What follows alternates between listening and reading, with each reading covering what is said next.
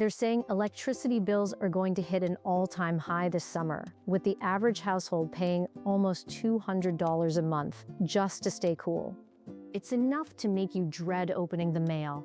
But before air conditioning was in every single home, our grandmothers knew exactly how to survive a heat wave. They didn't rely on expensive machines to keep the house comfortable. They relied on habits, timing, and a lot of common sense. Today, I'm sharing 15 forgotten summer hacks that will keep you cool, keep your house comfortable, and most importantly, cut those utility bills right down. And stick around for number 1, because there's a specific program for seniors this year that almost nobody applies for, but it could pay your entire cooling bill. Let's get into it. Number 15, cool your pulse points, not the whole room. When you feel overheated, your first instinct is to crank up the air conditioning, but Grandma knew a much faster trick. Run cold water over the insides of your wrists for 30 seconds. Or press a damp, cool washcloth to the back of your neck. Because your blood vessels are closest to the skin in these areas, cooling them down lowers your entire body temperature almost instantly. It's free, it works in seconds, and it saves you from touching that thermostat. Speaking of cool water, my mother used to keep a small spray bottle of water in the fridge. A quick spritz on the face on a 90-degree day felt like absolute heaven. Number 14, bring back the ice fan. Long before central air, this was the original air conditioning. Take a mixing bowl, fill it to the brim with ice cubes or ice packs, and set it directly in front of a simple box fan or table fan. As the fan blows across the ice, it picks up the chilled air and creates a genuinely cold, refreshing breeze. It works brilliantly in a small bedroom or living room corner. You can run a small table fan for pennies a day compared to the dollars it costs to run an AC compressor. Number 13, batten down the hatches during the day. If you leave your curtains open on a sunny afternoon, you are essentially turning your house into a greenhouse. Studies show that closing your blinds and blackout curtains from noon until 4 o'clock can actually reduce heat transfer by up to 25%. The trick is to close everything up tight in the morning to trap the cool air inside. Then, once the sun goes down and the outside air cools off, you throw open the windows to let the cross breeze naturally cool the house overnight. Number 12, shift your heavy appliances to the margins of the day. Every time you turn on your oven, your dishwasher, or your clothes dryer, you are generating a massive amount of heat inside your home, which means your air conditioner has to work twice as hard to fight it. Make it a habit to only run the dishwasher right before you go to bed, or run the dryer first thing in the morning when the house is still cool. Better yet, if your electric company charges time of use rates, shifting these chores to off-peak hours saves you money on the electricity itself. Number 11, put your sheets in the freezer. Trying to fall asleep when your bedroom feels like a sauna is absolutely miserable. But there's an old trick that works wonders. Fold up your top sheet and your pillowcases, place them in a clean plastic bag, and put them in the freezer for about an hour before bed. When you take them out and make the bed, the fabric will be icy cold. The cooling effect only lasts about 20 minutes, but that is usually exactly how long it takes to drift off comfortably to sleep without needing to run the AC all night. Number 10, check your ceiling fan direction. This is one of the most common mistakes people make. Your ceiling fan should be spinning counterclockwise during the summer months. When it spins counterclockwise, it pushes the air straight down, creating a wind chill effect that makes the room feel up to 4 degrees cooler. Almost every fan has a tiny little switch on the side of the motor. Make sure it's flipped the right way. And remember, fans cool people, they don't cool rooms. So if you leave the room, turn the fan off, otherwise you're just wasting electricity. Number 9, shade your windows from the outside. Curtains are great, but stopping the sun before it even hits the glass is even better. In the old days, almost every house had canvas awnings over the south and west-facing windows. The Department of Energy says window awnings can reduce solar heat gain in the summer by up to 77%. If you can't install awnings, even planting a fast-growing leafy shrub or installing a simple bamboo shade outside your sunniest window will make a dramatic difference indoors. We're about halfway through, and the next few tips are going to completely change how you use your kitchen in the summer. If you're enjoying these old school hacks, tap that like button so YouTube knows to share it with others. Number 8, embrace the no-cook meal. Turning on the stove in July is a double expense. You pay for the electricity to heat the stove, and then you pay the air conditioner to cool the house back down. Our grandmothers relied on cold suppers during heat waves.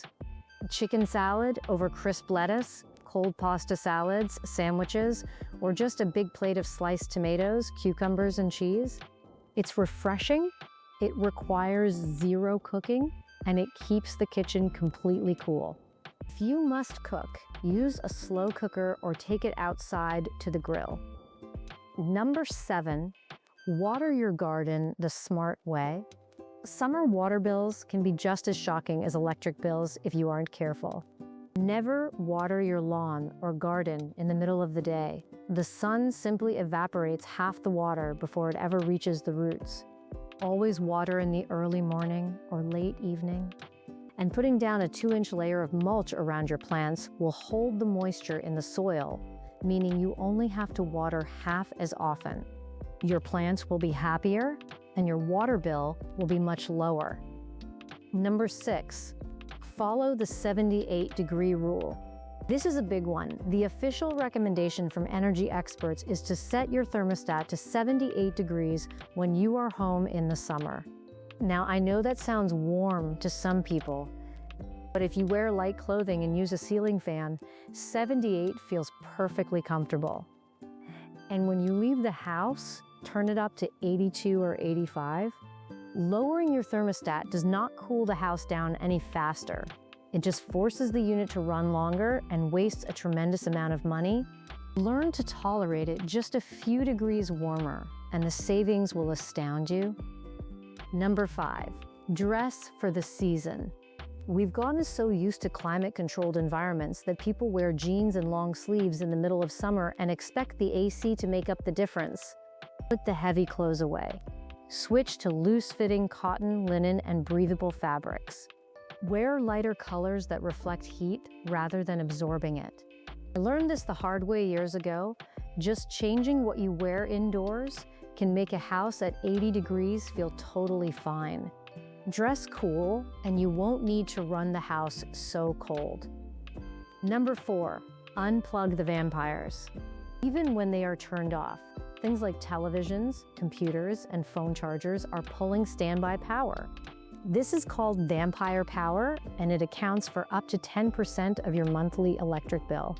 But in the summer, it's a double whammy because these plugged-in devices are also silently generating heat. Put your electronics on a power strip and simply click it off when you aren't using them. It cuts the phantom power draw and removes small heat sources from your living room. Number 3, bring back the clothesline. The electric dryer is one of the most power-hungry appliances in your entire home. Hanging your laundry out to dry in the summer sun costs absolutely nothing. Data shows that skipping the dryer can save you between $100 and $400 a year depending on your family size. Plus, the sun naturally bleaches white fabrics, and nothing in the world smells as good as sun-dried sheets. If you don't have a yard, a simple folding drying rack in the spare bedroom works just as well.